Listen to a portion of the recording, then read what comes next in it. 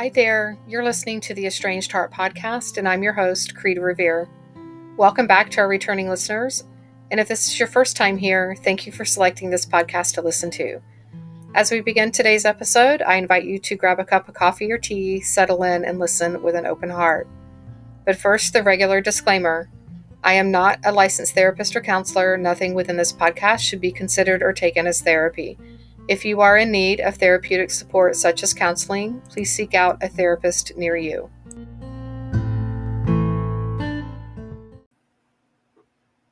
Hi there.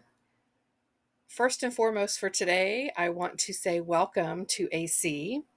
AC has graciously accepted my invitation to become a permanent co-host on the Estranged Heart podcast, and I could not be more excited. I believe our audience is appreciative of his insight and his perspective and what he brings to the table, and I look forward to our continued conversations. We have spent the last couple of months with AC as a special co-host a couple times a month, and that has been well received by the audience. And I hope that it will continue to be well received to have him on with me in conversation in most all episodes. There will be some solo episodes that he will do and I will do throughout our time together, but for the most part, our conversations will be joint. And I hope that you'll join me in welcoming AC. And I look forward to all the new and varied and exciting things to come for the Estranged Heart as we are approaching our 2-year anniversary at the end of October. So again, welcome AC. So today's episode is titled Difficult Truths and Comforting Lies. Why do I need to work on myself when they aren't doing the same? And this is a topic that both AC and I get often, and so we decided to dive into that and hopefully answer your questions that you have. As a reminder, if you have questions for AC and or myself, please email those in. The email is in the show notes, but I'll give it to you here, theestrangedheart@gmail.com. Again, theestrangedheart@gmail.com. And yeah, we're happy to answer your questions. And here's to today's episode. I hope you'll listen with an open heart and find little nuggets of gold within this conversation.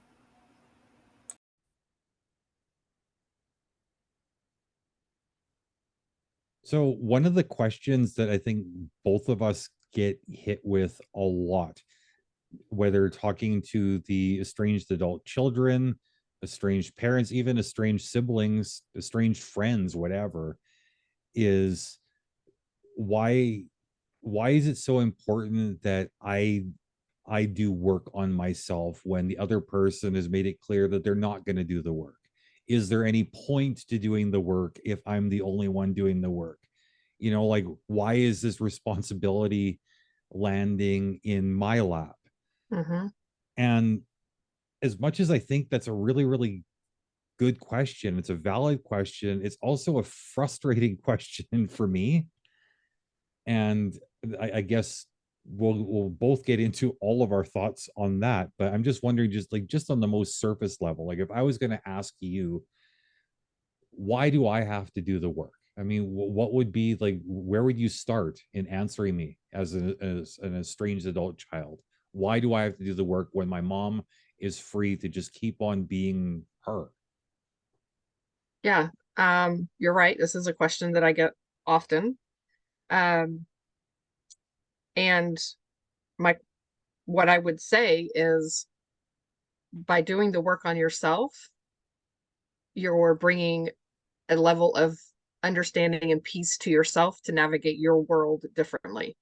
And the way that you navigate your world differently is going to also affect how you navigate the world with your parent or the estrangement or reconciliation or what have you. All of that changes when you are doing the work on self. It also, as I always talk about as well, is that it has this ripple out effect. I was just talking with a client yesterday who said to me, the funny thing is, all of this work that I have been doing on myself, because of that work, I actually have a different relationship, a better relationship now with my husband. And she's an estranged mom. That's interesting. So yeah, it is and I hear that a lot because I'm always talking about this ripple out effect. Only one person really has to do that work from my perspective. I did the work. My kids did not. My estranged adult children did not work on themselves. So, as you and I have talked about before, when we do our work, it by default changes the relationship. It can't help but do that because we are different. And with that difference brings in a different dynamic to the relationship. Whoever the relationship is between. Does that make sense? I think it makes sense, because I think when we start doing the work on like how we interact with the world around us, we have necessarily changed the dynamic of every relationship that we engage in Mm-hmm. from that point forward. Because I mean, like, keeping in mind that none of us should really try to control another person. None of us should try to assert control that we're never going to have over other people. We should work as hard as we can to assert as much control over ourselves, our own responses, reactions, attitudes, philosophies, things we expose ourselves to. Like all of these things, they all play into our interpersonal dynamics, and yeah, I guess to answer your question, yes, it makes sense. I Okay. don't want to ramble too long here because I'll get disorganized, and I think that this subject matter is just too important to get like off the tracks. Yeah, absolutely. So what do you find in the times that you've talked with people who are estranged? What do you find is the resistance? Have people said why they feel they should not have to do any work, or they don't believe it works? They think the parents should do it. They think the kids should do it. Like what's been your experience with that? The overwhelming majority of my exposure to the estrangement community has been talking with estranged adult children. What I have found to be a common theme amongst these people is that they don't see why they should have to do the work because they perceive themselves to be the victims in the situation. And, there is a degree of truth to that. I think in most, if not all of the stories, not to say that the parents are monsters necessarily, Mhm. but if from your perspective the way you've interpreted the relationship is that it has been abusive toward you, that's your reality, that's what you're reacting to. Right. The actual objective facts of the situation aren't playing in so much as your interpretation of the facts. And this is what I try to be mindful of. Now, when somebody says, like, I shouldn't have to do the work because mom and dad, they refuse to go to therapy with me, I always like turn it right back around on them and say, like, while in an ideal world, it would be wonderful if mom and dad went to therapy with you, I have to ask, like, what is it that you're hoping to accomplish? Weirdly, this is a question that most of the people I've posed it to don't actually have an answer. They don't know what they're trying to accomplish. Hmm. And, when I suggest to them, like, is it possible that what you're hoping to do is to hold your parents' feet to the flames, make them accountable in front of a neutral third party, a lot of these people grudgingly will either admit that or they will become openly hostile and super defensive, which tells me that at least to themselves they've begun to admit that. Mm-hmm. And it's not like I'm looking to antagonize anybody, certainly not people that have had an experience that like I've also like had.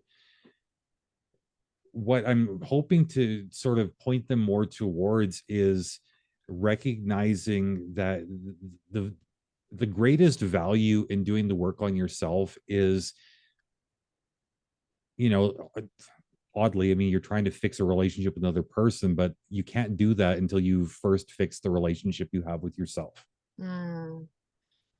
And relationship with self, that's something I've spent so much time thinking about lately. Like, I don't want to shamelessly plug my other podcast projects like on this Mm-hmm. show, but I had the good fortune of interviewing a guy named Andy Grant about a year or so ago. People have called him the king of authenticity, and like the conversation we had with him, he was basically talking about how a toxic relationship with self had poisoned his entire existence to the point where he gave up on being a successful motivational speaker. He gave up on, you know, enjoying things like walking the dog, driving his car, just gave up on enjoying reading books. He gave up on podcasting, gave up on everything because he didn't know how to comfortably relate to him.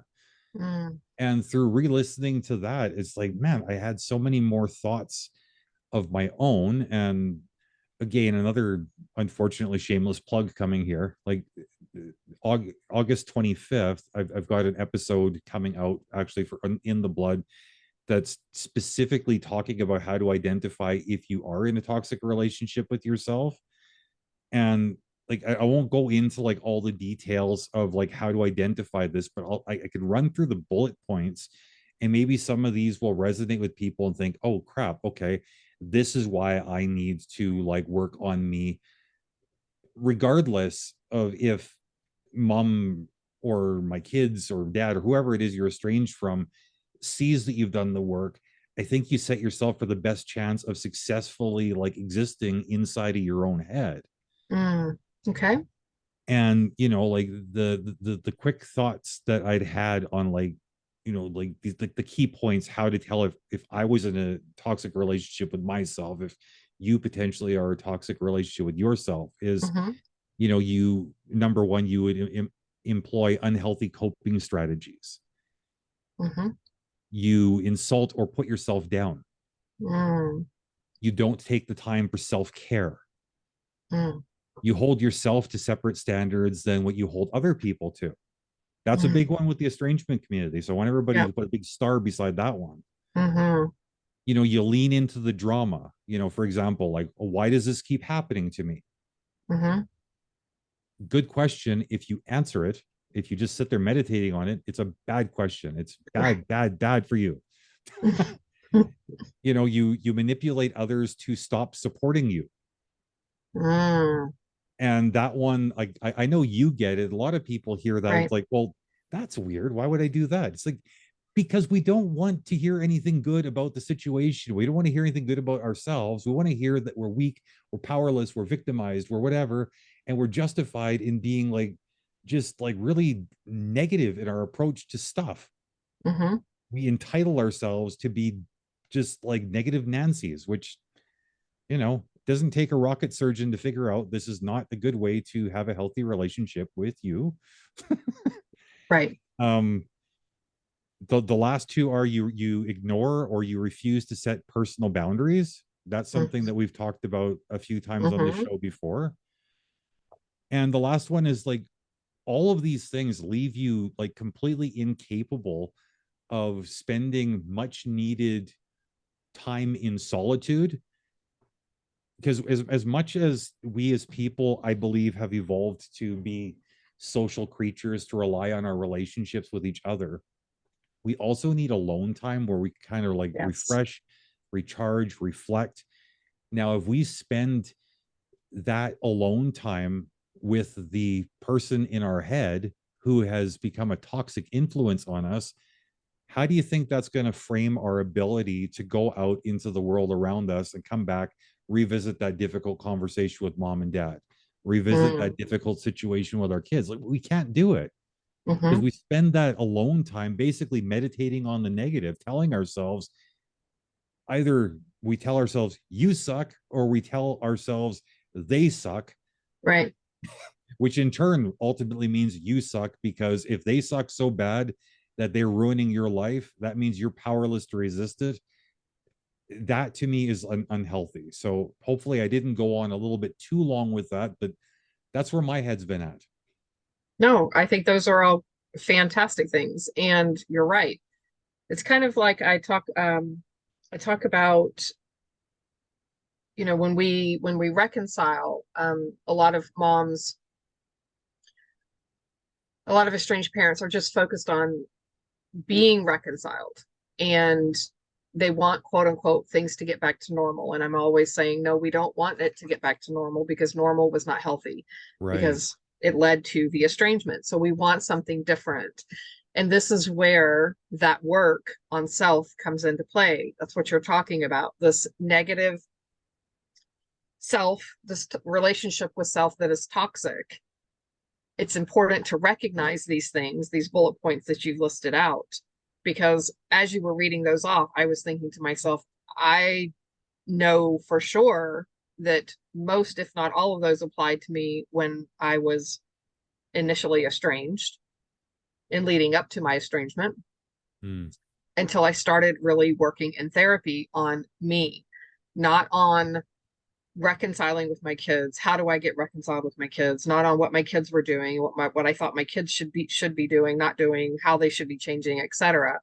But really working on me and how can I have a better relationship with myself. So all of those things are impossible when you have that bulleted list there. It's almost impossible to have a good relationship with anyone else if the relationship with yourself is so toxic that you can't have healthy thought processes. You can't have healthy perspectives on things when you're in that toxicity. And that is why doing the work on self is so important. When we take the time out to really take a good long hard look at who we are and the role that we played within the estrangement, that's the starting point. And then we can get into, okay, now what do I do with this? Okay, so yes, I had a part in it. And I think that most estranged parents can say, yes, I had a part in it. There are those who don't, and that's a topic for another show at some point. But for those who say, I had a part in it, but then they don't know what to do, or they hear me say all the time, do the work, and they're like, well, what the hell is the work? Right? Like, Yeah. what does that mean? Right? Self-reflection is not something that we're taught to do. I was never taught that. People pointed the finger and said I should be doing it differently, but no one told me how to do that differently, or in what options I had to potentially do it differently. So I talk up to parents. This is one reason why I believe in therapy so much, is to be able to get outside of yourself and get this neutral third perspective. We spend, I don't know about you, but I know I spent a lot of time in my life hanging out in circles of people who were, quote unquote, that echo chamber. They just repeated back to me all the things that I said, all the things that I believed, all the things I wanted, all the shoulds and etc. that I thought was happening in the world. And when I got to my therapist, I was finally able to have somebody say and present questions to me that no one had ever asked before, because they were too busy agreeing with me. Hmm. Right. And I don't know how we ever can change that toxic relationship with self and toxic relationship with others if we cannot have some sort of self-reflection. And how do we get to self-reflection if we're in a steady echo chamber all the time? No, and like again, coming back to like just bringing everything down to like a completely personal level. I think like too often we get hung up in like how do we fix our outside relationships, and like this is Mhm. why I got so stuck on the relationship with self, is because like, that's the one relationship that's there 24/7. Like Right. you even sleep with it, okay? Like Right. even when you're dreaming, you cannot get away with that from that relationship with self. And I was talking to somebody recently, and she said, well, like, how do I like begin to start addressing this? Like, what does it mean to start introspecting? What does it mean to like reflect? And I said, well, like, and again, this is like a custom built response for this individual. It may not Mhm. apply to everybody. But what I suggested to her is like, like if you start looking at your headspace, like this inner dialogue, Right. compare it to a social event. Like if you went into like a party and everybody there was hurling insults at you, how long would you stay? I, Mm. I would hope not long, right? Mhm. So when we get stuck in this like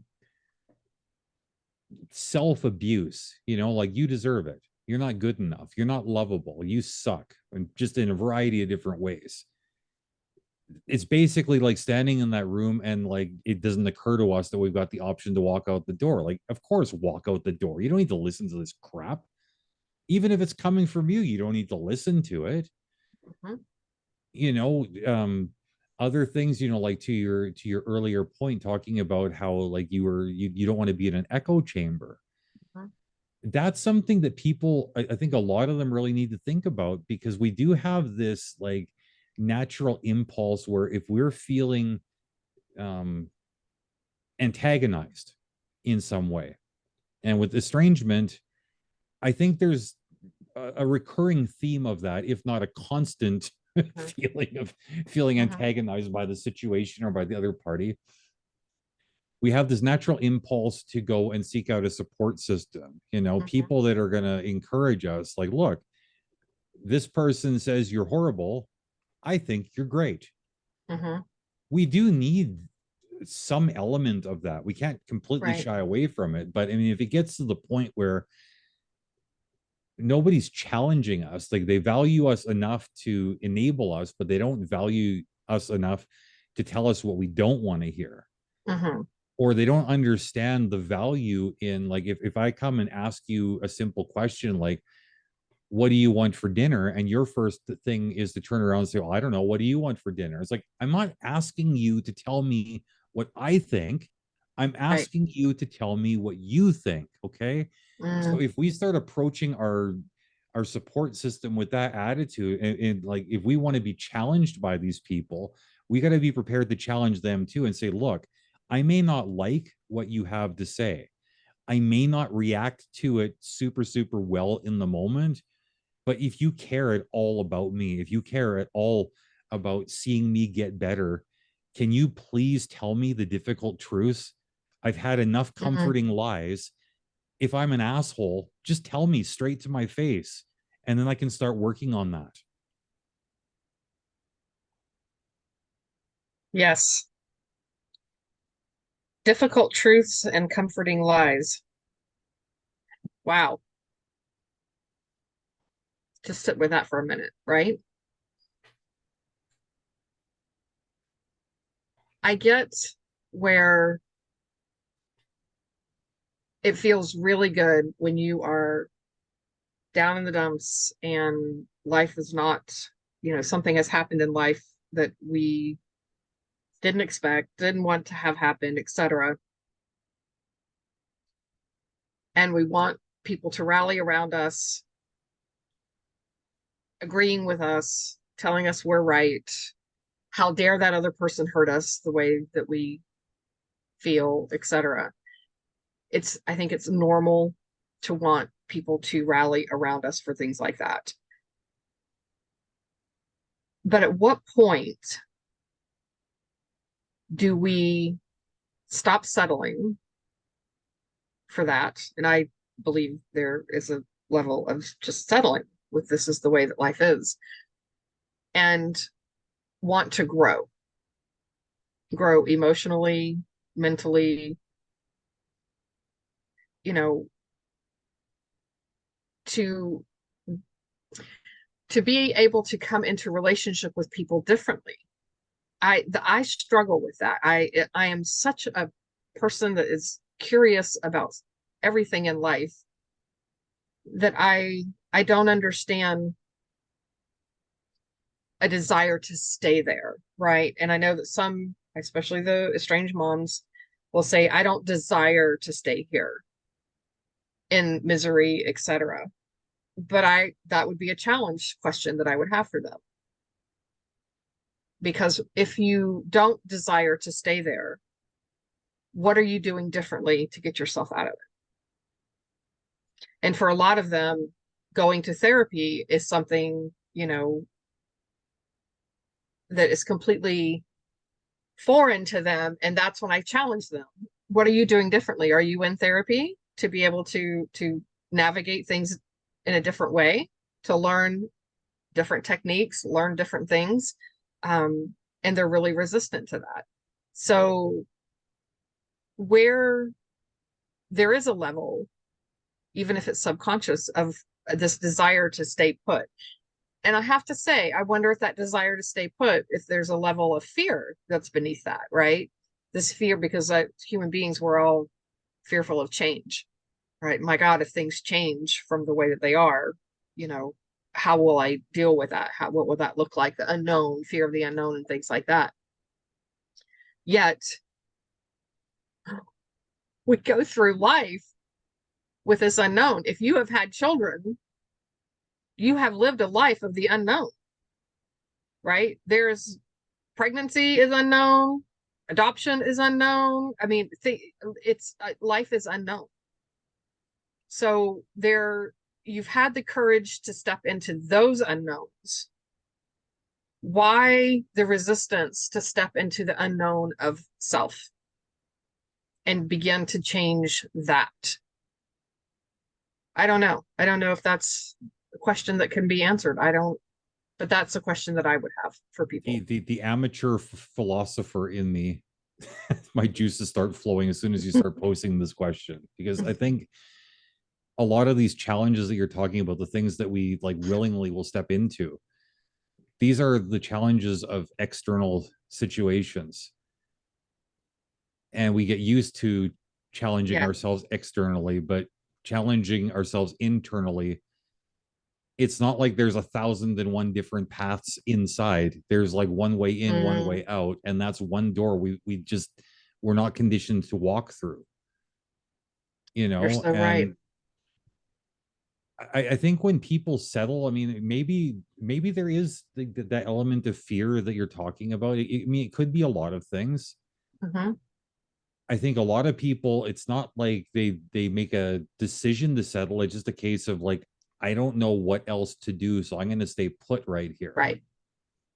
And a lot of people will be like, well, in the absence of new information, I'm going to do what I've always done. I'm going to hope for the best, And for those people, I always share this one quote that somebody gave me years ago, and I absolutely loved it because it just changed my whole perspective on things, which was, what got you here won't get you there. Yes. Okay. So like that's one point for everybody to stew on. That's a real easy one too. Mm-hmm. You want to know why don't go back to old habits? Well, that's why. You want to end up right back in this same place. You do the things you've always done. Yes. And one exercise that was suggested to me in therapy, that which is another one, like I would love to take credit for it, but I didn't come up with it. And some of you probably have heard of that exercise, where you write a letter to your younger self. Mm-hmm. That, for me, that exercise exposed a lot of things, but that was only part of a 3-part homework assignment that I got from my therapist. She told me to write a letter to my younger self, from present day, a Mm-hmm. letter to future self from present day, and then a letter from future self to present day. Mm. And when I went through all of these things, like each one of those letters, like I don't know where to start. Mm. I gained some interesting things. First of all, I understood exactly which part of childhood was the most traumatic to me, because when I started writing, I realized I was writing to myself at 6.5 years old. Ah. So that was like one piece of the puzzle. It all ties into like this, Mm-hmm. like improving the relationship with self, right? I mean, if you know where your greatest hurts are, well, then you can identify where your triggers are. You can start navigating the present a little bit more effectively. Correct. But as much as it's important to look back to find out, okay, like how does the past affect the present, we also got to look forward and think, okay, like where is it that I'm hoping to end up? Because one of the self-care elements that like I've recently discovered that most people overlook is the importance of setting goals, Mm-hmm. which sounds like maybe it's a weird fit with like all the other self-care stuff that's fairly obvious and doesn't need to be listed. But when you get used to like having something to look forward to, like that really is necessarily good for you, and it is necessary to do. So when you think about like where you see yourself in some indeterminate number of years, that was another thing that was flushed out by writing the letter to future self, because I realized that like that gave me a decent idea of what the time frame of was, where like in my ideal subconscious mind I wanted to like be where I needed to be. Like for me, it was like, okay, we're talking like 10-15 years in the future. Okay. Mm-hmm. A 10 to 15 year plan, that's doable. I don't care who you are, unless you're like old or sick to the point where you don't have that many years, but Mm-hmm. under normal circumstances, right? Right. And I found that that was like, it was eye opening. It helped me again deal with present self. Now, when I think about again coming back to like, okay, why am I in this holding pattern right now today? Why is it that like I'm either reverting to old patterns or I'm staying put or settling, as you put it? That was exposed when,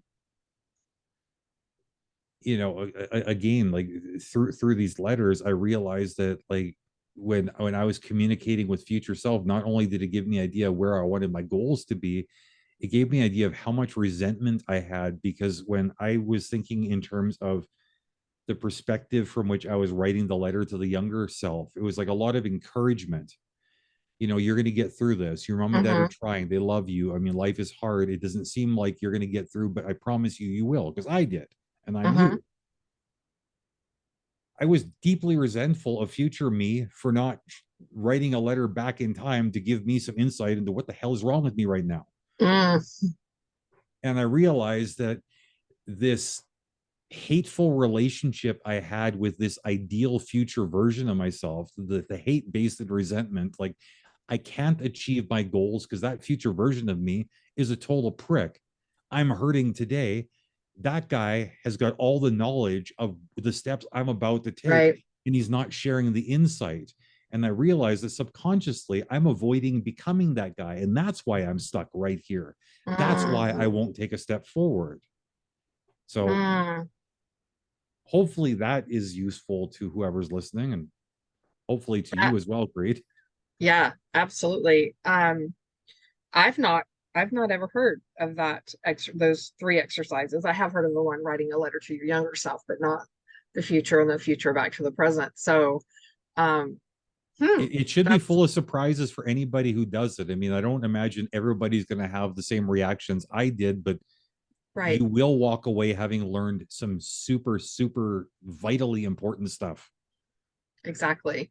And anything that can help us in the present day, I think is helpful, right? When we we get so caught up in the past and out into the future at times, more so in the past, I think, than we do into the future, that we're oftentimes not present today. Right. And that we're missing out on so much of life when we're not present in the here and now. Um,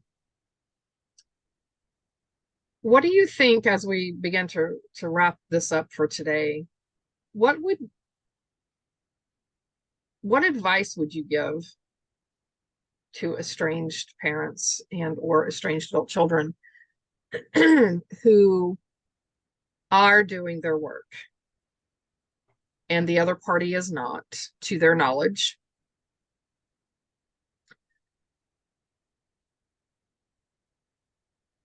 and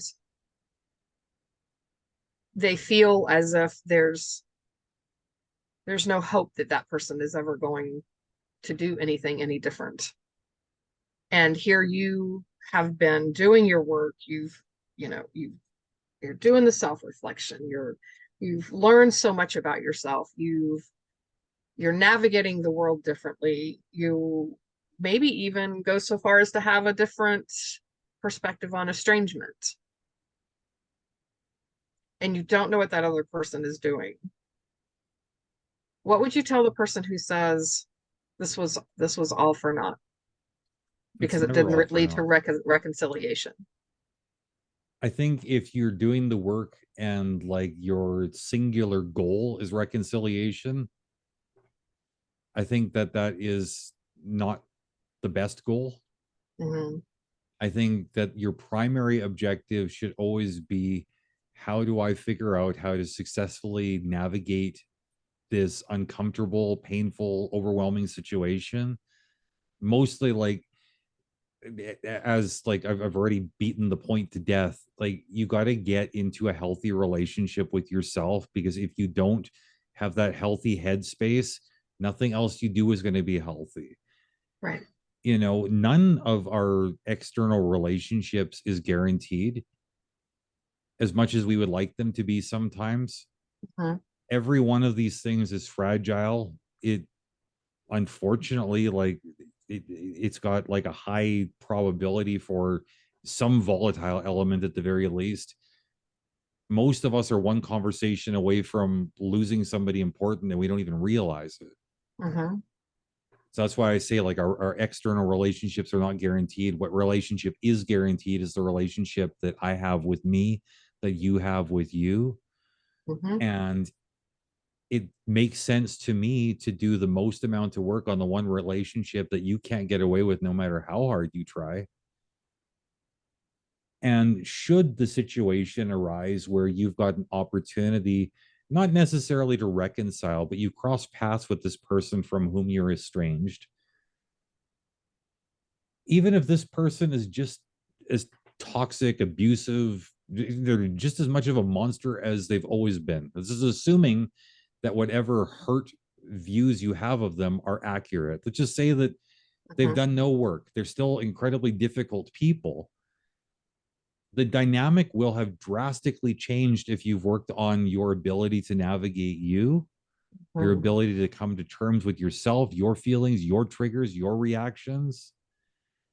And what I have learned is that like through doing the work on myself, it's like when I remember or not crossing paths with, when I remember dealing with somebody who is difficult, you know, I get it in my head, so and so is a difficult person, when the reality is so and so was a difficult person for past me to deal with.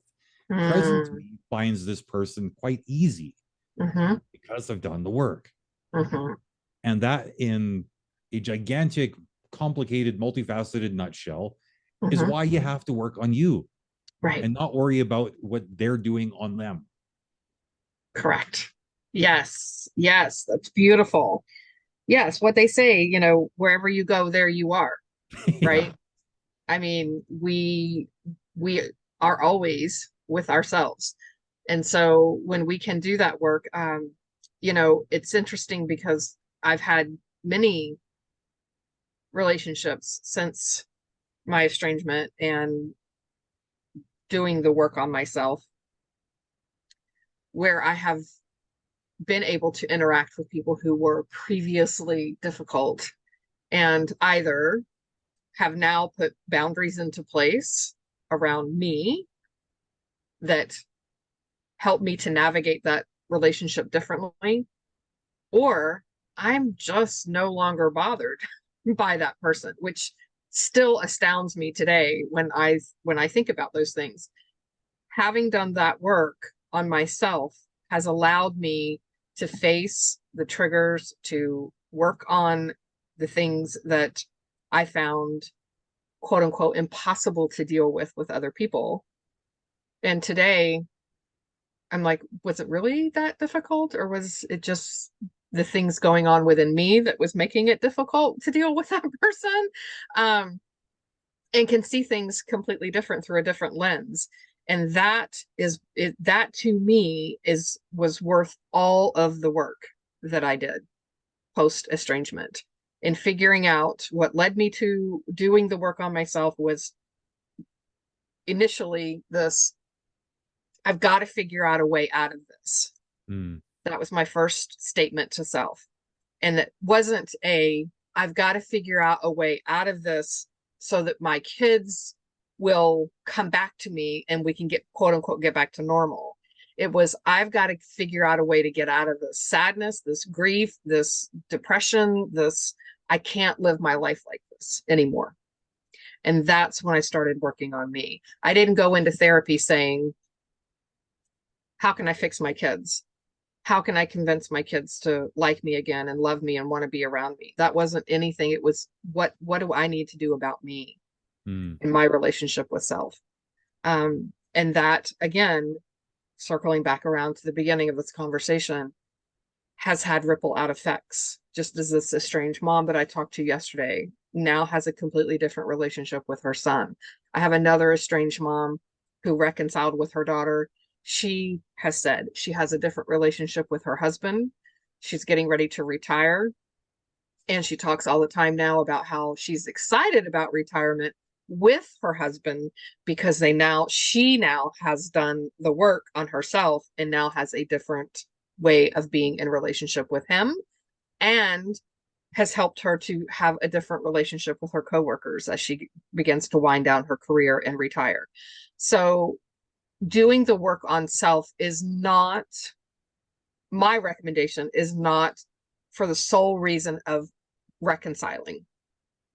It's for the sole reason of, as you talked about earlier, coming out of the toxicity in the relationship that you have with yourself, getting into a positive, healthy, happy, loving, kind relationship with self, which will then have the ripple out effects into the rest of the world and all of your other relationships. So that is why, to me, you do the work and not worry about what the other person is doing or not doing. Well, because by default, the work you're doing will change the dynamics of the relationship. Yes. Agreed? Absolutely 100% agreed. Yeah. Well, on that note, I think we'll wrap up for today. Thanks again. This was great. This was a really, really good and important topic, I think, and something that, as you said, we hear often. And I hope the folks listening will be able to find some takeaway nuggets out of there. So yeah, thanks again, AC. And thank you.